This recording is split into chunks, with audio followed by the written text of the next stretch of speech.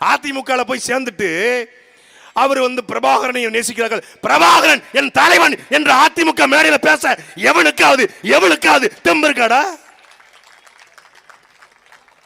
Justify பண்றீங்க. Justify யார justify பண்றீங்க? பிஜேபி கூட்டணி வச்சுக்கிட்டு பாலியல் வன்கொடுமை குறித்து பேசுவதற்கு உனக்கு தகுதி இருக்காட? முதல்ல அதிமுக காரனுக்கு இல்ல அதிமுக போய் இணைஞ்சுக்கிட்டு நிறைய பேர். அதிமுக ஒரு தமிழ் தேசிய கட்சி. தமிழ் தேசியம் என்னன்னு தெரியுமா உங்களுக்கு? டேய், அதிமுகவுக்கும் தமிழ் தேசியத்துக்கு என்ன சம்பந்தம்? எம்ஜிஆர் மீது எங்களுக்கு மரியாதை உண்டு. அதுக்காக அதிமுக ஒரு புனித கட்சி, அது நல்ல கட்சி, அது தூய்மையான கட்சி, அது நேர்மையான கட்சி, அது ஓட்டுக்கு பணம் கொடுக்காத கட்சி. சொல்லு. அதிமுகவும் ஓட்டுக்கு பணம் கொடுக்கும், அதிமுகவும் ஊழல் செஞ்சிருக்கு, அதிமுகவும் குட்கா வழக்கு எல்லாமே இருக்கு. அங்க ஆத்துமலுக்குள்ள கனிமூலக்குள்ள எல்லாம் இருக்கு. புனிதப்படுத்துவது அதிமுகவை. இந்தியாவிலே ஊழல் வழக்கில் ஜெயிலுக்கு போன ஒரே ஒரு முதலமைச்சர் அம்மையார் ஜெயலலிதா. நீ புனித கட்சியாடா? நீ இதை புனிதப்படுத்த பல பேர் சமூக வலைதளங்களில் போய் வந்துக்கிட்டு அதிமுக ஒரு தமிழர் தலைமை. தமிழனா பிறந்தவன்லாம் தமிழ் இல்லடா. தமிழுக்காக, மொழிக்காக, இனத்துக்காக நிக்கிறவன் தான தமிழ. சொல்வாரா? வாழும் உரிமை எவருக்கும் உண்டு, ஆளும் உரிமை தமிழர் எமக்கே உண்டு. எடப்பாடி சொல்வாரா? வந்தவரை எல்லாம் வாழ வைப்போம், எம் சொந்தவரையே ஆள வைப்போம். எடப்பாடி சொல்லுவாரா? என் தாய்மொழி தமிழ் மொழி அழிந்து கொண்டிருக்கிறது என்று பேச அதிமுக ஆள் இருக்கா? ரெண்டு கட்சி ஒண்ணுதான்டா, ஒழிக்கணும். திமுக அதிமுக என்பது தராசுல வச்சீங்கன்னா அப்படி நிற்கும். இன்னைக்கு திமுக ஆச்சிருக்கலாம், அதிமுக நல்லதா தெரியுது. பரவாயில்ல, எடப்பாடி கொஞ்சம் பரவாயில்லப்பா. அடுத்த 5 வருஷம் பாருங்களேன், ஸ்டாலின் மாதிரி ஒரு கண்ணியமான தலைவரை பார்க்க முடியாது. என்னதான் இருந்தாலும் ஸ்டாலின், எவ்வளவு நாள் தான்டா இப்படியே சொல்லுவீங்க? எடப்பாடியும் சரியில்லை, ஸ்டாலின் இல்லை. பட் சீமான் நல்லா பேசுறாப்புல. சீமான் கட்சியில் எல்லாரும் நல்லா தான் பேசுறாங்க. பட் ஜெயிக்க மாட்டாங்க. அவங்க நல்லா வரணும், அவங்க நல்லா வரணும், அவங்க நல்லா வந்துருவாங்க. பட் அவங்களுக்கு growth கொஞ்சம் ரொம்ப கம்மியா இருக்கு. நீ ஓட்ட திமுக அதிமுகவே போட்டுட்டு நாங்க growth நம்ம நல்லா லட்சணமா இருக்கும். எங்க growth 3 பிள்ளை பிறக்குது. கடைசி பிள்ளை 2 பிள்ளை, மூத்த பிள்ளை 3வது பிள்ளை இருக்கு. 2 பிள்ளைக்கும் நல்ல கறி, நல்லா சாப்பிடு. நீ சிக்கனை சாப்பிடு. இந்த பிள்ளைக்கு இந்த தவுட்டை தின்னு. நீ மாட்டுக்கறி சாப்பிடு. மூத்த பிள்ளை. இளைய பிள்ளை நீ நல்லா அப்படியே இது டேங்கிரி கபாப் சாப்பிடு.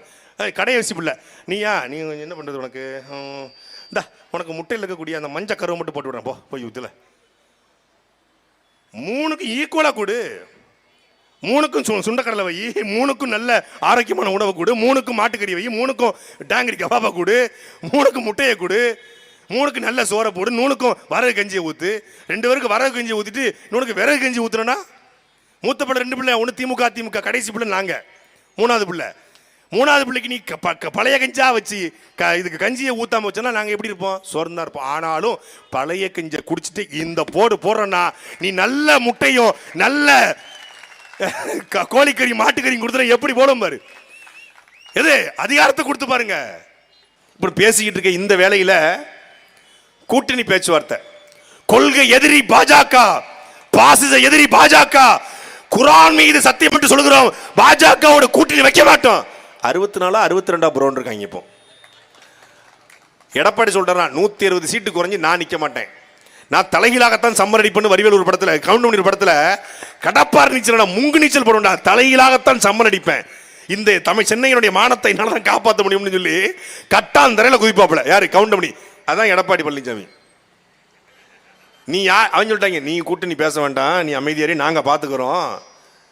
டெல்லிக்கு வர்றாப்புல, நாளைக்கு டெல்லிக்கு போறாப்புல. யாருக்கு?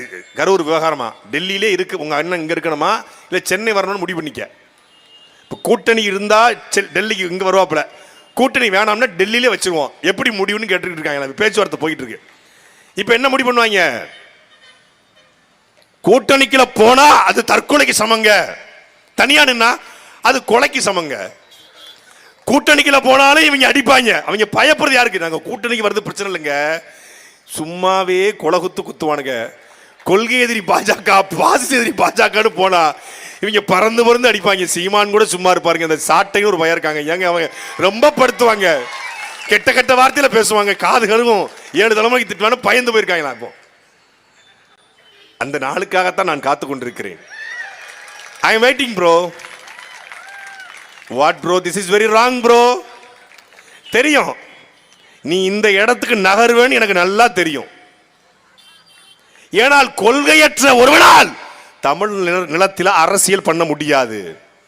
இப்போ எதுக்கு விஜய் கொள்கை அறிவிக்கல தெரியுமில்ல? கொள்கைன்னு ஒன்று அறிவிச்சா நாம் தமிழ் கட்சிக்கு கொள்கைன்னு ஒன்று இருக்கு. என்ன கொள்கை? தமிழ் தேசியம் என்கிற கொள்கை இருக்கிறது. இந்த கொள்கையை எந்த கட்சியோடும் பொருத்த முடியல. நாம் தமிழ் கட்சி கொள்கையை வைத்துக் கொண்டு அதிமுக இணைய முடியுமா? முடியாது. ஏன்? அது திராவிட கட்சியினுடைய நீட்சி. அப்ப நாங்க கொள்கையை அறிவிச்சிட்டோம், அதனால திமுகவோட அதிமுகவோட பாஜகவோட கூட்டணி சேர முடியாது. இவன் என்ன பண்ணான்? கொள்கையை அறிவிக்கல.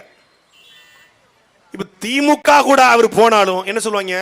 உங்களுக்கும் கொள்கை தலைவர் பெரியார், எங்களுக்கும் கொள்கை தலைவர் பெரியார், உங்களுக்கும் அண்ணா வழிகாட்டி, எங்களுக்கும் அண்ணா வழிகாட்டி, நீங்களும் திராவிடம், நாங்களும் திராவிடம்.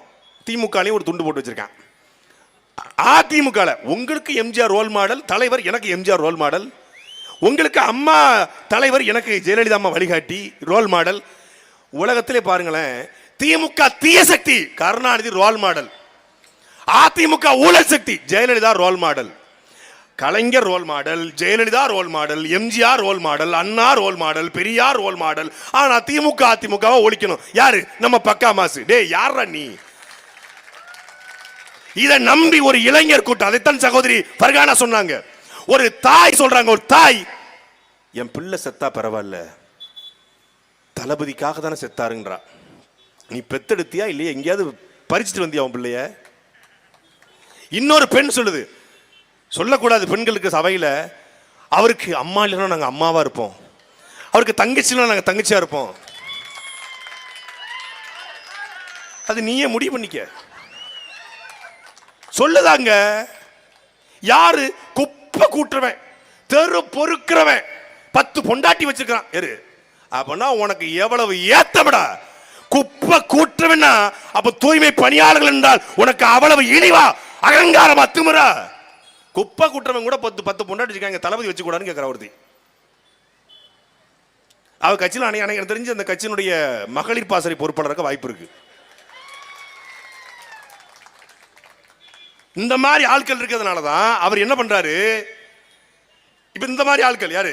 விஜயனுடைய எல்லா தவறுக்கும் முட்டு கொடுக்கக்கூடிய ஆட்கள் இருப்பதனால தான் அவர் என்ன பண்றாப்ல? அஞ்சலை அம்மாள் சிறப்பு நீதிமன்றம். எதுக்கு? பெண்களுடைய பிரச்சனை தீர்வு காண. முத கேஸ் யாரு கேஸ் தெரியுமில்ல? சங்கீதா கேஸ் தான். அப்படி அமைக்கப்பட்டா முதல் வழக்கு. இவர் ஒரு தலைவர், இவர் ஒரு கூட்டம். ஏன்னா கூடியிருக்கிறவன் பூரா முட்டாள்கள், அறிவெளிகள், சோசியல் டஸ்ட், சமூக குப்பை, மொத்த குப்பையும் கூட்டிட்டாங்க. ஒரு அணில் தாகத்தில் தள்ளாடிக்கிட்டு இருக்கு. ஒரு தம்பி வாட்டர் பாட்டில் தண்ணியை ஊத்துறான், அப்படியே பரிதவிக்குது. இன்னைக்கு அந்த அணில் தாகத்துக்கு தண்ணிக்கு பரிவிச்ச மாதிரி இந்த அணில் போய் சீட்டுக்கு பரிதவிச்சு நிக்குது அப்படின்னு. 2 அணிலுக்கும் சேர்த்து அரசியல் பண்ண வேண்டியிருக்கு. இப்போ கோவில்பட்டி அரசு மருத்துவமனை எக்ஸ்ரே எடுக்கணும், எக்ஸ்ரே சீட் இல்ல, A4 சீட்ல எக்ஸ்ரே எடுத்திருக்கான். வெக்கமா இல்ல? நீ ஒரு ஆட்சி நடத்துற ஆட்சி, 10,64,000 கோடி கடன் வாங்கி நீ செய்த சாதனை சொல்றா. திமுக மானம் உள்ள கரைவெட்டி கட்டிய கம்மர் கார்ல, ஃபார்ச்சுனர் கார்ல, இன்னோவால போய்கிட்டு ஸ்டாலின் படத்தை சட்டப்பையில வச்சுக்கிட்டு திரியிறிய. வெக்கமே இல்லாம இந்த 5 ஆண்டுகள் ஆட்சியில செய்த ஒரு சாதனைடா சொல்றா பாப்பா. நீ இலவச பஸ், மகளிருக்கு 1000, மாணவிக்கு 1000, மாணவனுக்கு 1000, அப்புறம் 10 லட்சம் கோடி எங்களுக்கு. 15 வருஷ அரசியல், கிட்டத்தட்ட 10 ஆண்டு கால தேர்தல் பயணம். யார்ட்டையாவது சீமான் கையேந்தி காசு வாங்கினார் ஏதாவது ஒரு செய்தியை ஆதாரபூர்வமா காட்டுற பாப்போம். எடப்பாடிட்ட வாங்கினாரு, கருணாநிதிட்ட வாங்கினாரு, ஜெயலலிதா வாங்கினாரு, பிரபாகரன் வாங்கினாரு, உலக தமிழ்கிட்ட வாங்கினாரு, திரள்நிதி வாங்கினாருன்னு சும்மா சொல்லுவான் வாயில. கோடி கோடியா வருதுமா. மாநாடு நடத்த பிச்சை எடுத்தது எங்களுக்கு தண்டை தெரியும். பிச்சை எடுத்தோம்னா நாங்க பிச்சை எடுத்தாலும் உலகம் மிரள்கிற மாநாட்டை திருச்சியில் நடத்தி காட்டணும். 5 லட்சம் பேர் திரண்டா, 5 லட்சம் பேர் திரண்டாலும் அதிலே சரிபாதி பெண்கள் திரண்டாலும் ஒரு பெண்ணின் தாவணியை பிடிச்சு ஒருத்தன் இழுத்தான் என்கிற செய்தி கிடையாது. 5 லட்சம் பேர் திரண்டார்கள், ஆனாலும் ஒருத்தர் மயங்கி விழுந்தார், அவர் மேலே இருந்து ஒருத்தர் ஓடினார் என்கிற ஒரு செய்தி கிடையாது. மறுநாள் காலையில ஜூனியர் விகடன் எழுதுகிறது, தமிழ்நாட்டில் ஒரு மாநாடு நடந்த இடத்தில் மறுநாள் மதுபாட்டில் இல்லாத ஒரு மாநாடு, அது நாம் தமிழர் கட்சியினுடைய மாநாடு என்று.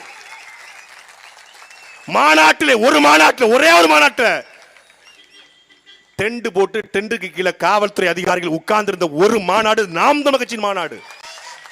நீ மத்த மாநாடு திமுக அங்கிட்டு காவல்துறை ஓடிட்டு பெண்கள் ஓடுவாங்க, அங்கிட்டு போலீஸ் பரபரப்பாகவும் கட்டுப்படுத்தும், 4 பேர் போதையை போட்டு தளபதி எப்படிமா, ஒருத்தன் டிவிக்கேம்மா, ஒருத்தன் இதுமா, எவ்வளவு பேர் கூட ஒழுக்கம் அனுப்பான். ஏன்?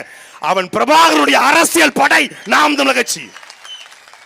உறுதிமொழி, தாயக விடுதலை போரில் உயிர் நீத்த தாய் தமிழ் உறவுகளுக்கு என்று எங்க அண்ணனின் குரல் வந்தா அப்படி நிப்பாண்டா. 5 நிமிஷம் பின்னு போட்டா கூட சத்தம் வரும். பின் டிராப் சைலண்ட், அதுதான் நாம் தமிழர் கட்சி. ஒரு மாநாட்டையே இப்படி நிர்வாகம் செய்கிறோம் என்றால் நாடு கிடைத்தால் எப்படி நிர்வாகம் செய்வோம் என்பதை அறிவார்ந்த ஆவடி தொகுதி மக்கள்